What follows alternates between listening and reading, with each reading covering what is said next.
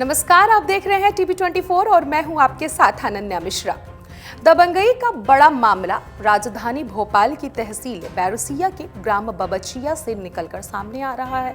ग्राम की पीड़ित भागवती बाई जाति कुशवाहा को दबंगों द्वारा अपनी खुद की निजी भूमि से बेदखल कर उक्त भूमि पर दबंगई से बलपूर्वक कब्जा जमा कर लिए हैं। इतना ही नहीं, उक्त भूमि के भी फर्जी दस्तावेज तैयार कराने में भी फर्जी तरीके से कोई कसर नहीं छोड़ी। पीड़िता ने इसकी शिकायत भी राजस्व विभाग तहसील कार्यालय पर 1 वर्ष पूर्व दर्ज कराई थी। आज तक शासन प्रशासन ने किसी प्रकार की कोई सहायता नहीं की, बल्कि उल्टा पीड़ित महिला भागवती बाई और उनके भाई रूप सिंह, लाला राम, नन्नू लाल, भतीजा सुनील को दोषी ठहराकर आए दिन पुलिस परेशान करती रहती है। अब महिला विधवा है तो अपने भाइयों के यहाँ मायके में ही निवास करती है। महिला का जीवन यापन करने को पिता और भाइयों की सहमति से जमीन दी गई थी, जिस पर महिला का पूर्ण अधिकार भी बनता है। भोपाल बैरागढ़ के असामाजिक तत्व के व्यक्ति जगदीश कुशवाहा पिता करण सिंह कुशवाहा निवासी बैरागढ़ द्वारा जमीन पर अतिक्रमण कर कब्जा कर लिया गया है। हालांकि दबंगों द्वारा बलपूर्वक चने की फसल काट भी ली गई है। पीड़िता ने इसकी सूचना पर बैरसिया थाना राजस्व विभाग जिला मुख्यालय पर सीएम हेल्पलाइन नंबर पर दी थी, जिसमें राजस्व विभाग के शुष्क रवैये के चलते कोई कार्रवाई अभी तक नहीं हुई है और दबंगों द्वारा पीड़िता को जान से मारने की धमकियां भी दी जा रही हैं। पीड़ित महिला ने शासन प्रशासन से न्याय की गुहार लगाई है। अन्यथा महिला ने बताया कि जिला मुख्यालय पर ही आत्मदाह कर देगी अगर शासन प्रशासन ने उसके खिलाफ कोई कार्रवाई नहीं की। अम्मा, क्या नाम है आपका? भागवती बाई। कहाँ की रहने वाली हो? बचिया। क्या बात है? वो मुझे पहले परेशान कर रहा है मुझे। कौन परेशान कर रहे हो? वो जगदीश कुशवाहा। किस लिए परेशान कर रहे हैं? क्या है मैटर, क्या है? अरे कुछ मैटर नहीं है, जब भूमि में बर्बादी कब्जा कर ला और न फसल काट, धान भी काट लेगा, कितनी जमीन चना है? काट लेगा। 2 एकड़ जमीन है। कहाँ से खास किया आपने? कलेक्टर जी चढ़ गई, मुख्यमंत्री खान का बंगला है, एसडीएम कहाँ, तहसीलदार कहाँ। एसडीएम साहब तो हंसते हैं, तुम्हें कुछ काम नहीं है, बार बार जहाँ जाती है ऐसा बोलते हैं? हाँ, ऐसे बोलते हैं। आप शासन प्रशासन से क्या चाह रही हो? अब जो चाहते हैं कि हमारे चना की फसल काट ले, हमें दिलाई जाए वापस।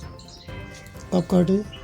अभी तो काटी 8 दिन में, 4 रोज भाई हेर के लेवा 4-5 दिन हो गए। आपने मना नहीं किया? मैंने करी तो वो भीका में है ना वो साग, वो कह ला वो के ज्यादा लोग कर रहे हैं, कहला ज्यादा लोग कर रहे कहला धमकी दे जान से मारने।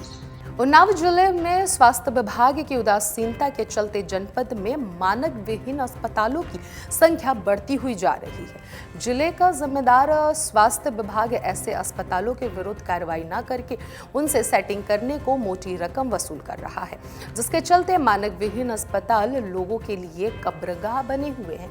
दरअसल आपको बता दें कि अस्पताल में प्रशिक्षित डॉक्टर से इलाज कराकर नवप्रसूताओं की जान लेना मानक विहीन अस्पताल की दिनचर्या बन गई है। कुछ ऐसा ही मामला उन्नाव जिले से आया है, जहां पर आरोप लगाते हुए पुलिस अधीक्षक को शिकायत पत्र देकर आरोप लगाया गया है कि उसकी पत्नी को नीलम, जिसका नाम था, दिनांक 21 मार्च 2024 को प्रातः 7 बजे के करीब में प्रसव पीड़ा होने पर गांव की आशा बहू अलंकमा द्वारा नवाबगंज स्वास्थ्य केंद्र लाया गया, जहां पर प्रसव होने के बाद अत्यधिक रक्तस्राव होने के कारण सीएचसी द्वारा उन्नाव जिला अस्पताल रेफर कर दिया गया। जिला अस्पताल में बेहतर इलाज न होने की बात कहकर आशा बहू अलंकमा ने गुमराह करते हुए दिनेश की पत्नी नीलम को अपने परिचित के एक निजी अस्पताल में भर्ती करा दिया, जहां पर आशा बहू अलंकमा ने अस्पताल संचालक आदेश तिवारी के साथ मिलकर पत्नी को एक टैबलेट मंगवा कर दिए और इलाज के नाम पर 45,000 रुपए की मांग की। उसके बाद उसने 45,000 रुपए हॉस्पिटल संचालक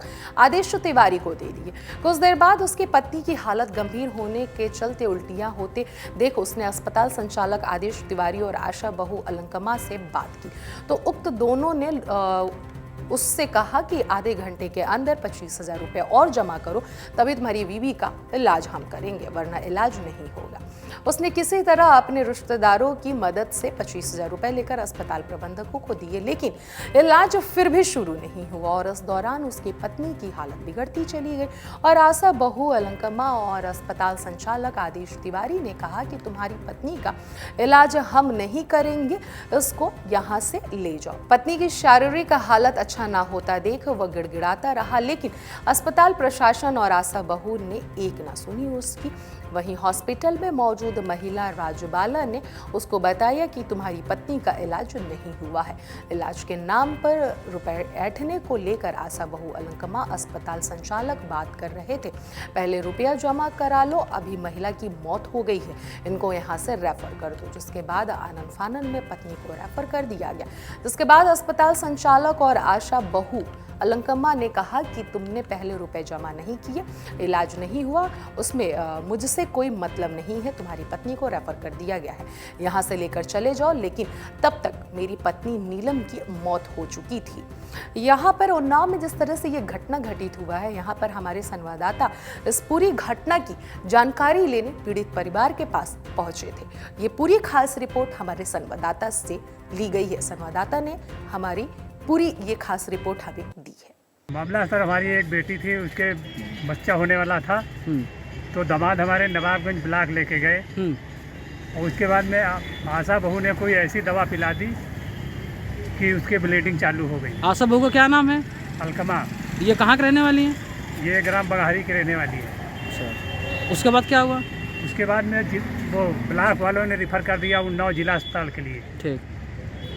वो जिला अस्पताल के लिए रिफ़र करने के बाद में जिला अस्पताल वालों ने कानपुर हाईलाइट के लिए रिफ़र किया।